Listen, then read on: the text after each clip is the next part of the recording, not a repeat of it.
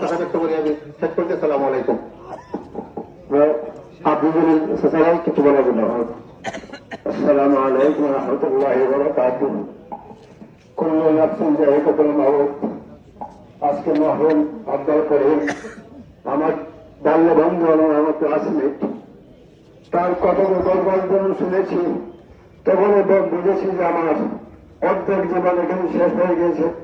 কত রাত্রে আমি ঘুমাতে পারিনি, একটু জরুরি কাজে নিয়ে আমি কিন্তু ছিলাম। কথা ব্যক্ত করি আমি শেষ করতে। আসসালামু আলাইকুম। আপনি বলেন কিছু বলার জন্য। আসসালামু আলাইকুম ওয়া রাহমাতুল্লাহি ওয়া বারাকাতুহু।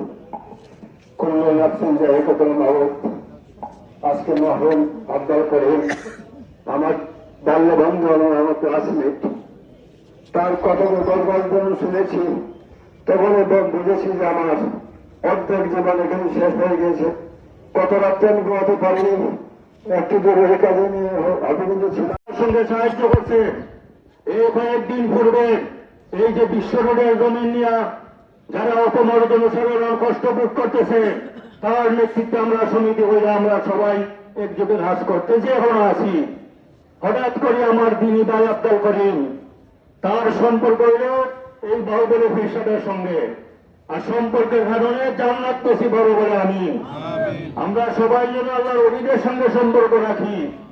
আজকের এই জবাব প্রমাণ করে আল্লাহ পাক রব্বুল আলামিন আমি সাক্ষী দেই, আল্লাহ তার রূহটাকে যেন জান্নাতে পৌঁছায়। তার জন্য আমরা সূরা ইখলাস পড়ি 3 বার মনে মনে।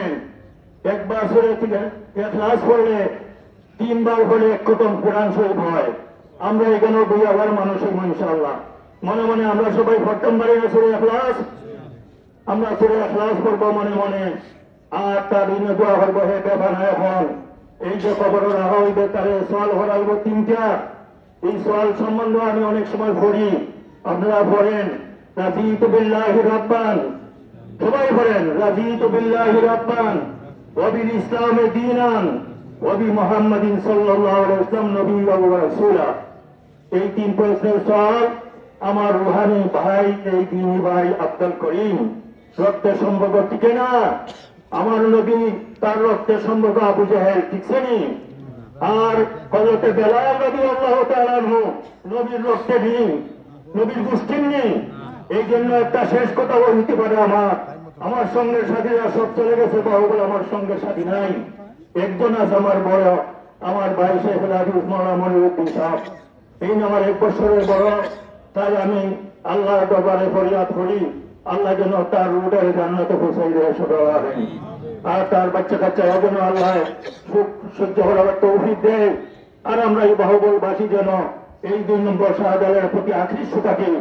এখানে যারা আছে কবিরপুর বেড়াহালের শেখ সাহেব এই হিসাবের ছাত্র, সৈবুল্লাহ মুন্সি সাহেব ওই হিসাবের ছাত্র। সুবহানাল্লাহ বলি, আমরা বড় ভাগ্যবান, আমরা 2 নম্বর শাহজালাল আমাদের কুতুব, বাহুবলের কুতুব, তার রুহানি শক্তির দ্বারা যেন আমরা চলতে পারি।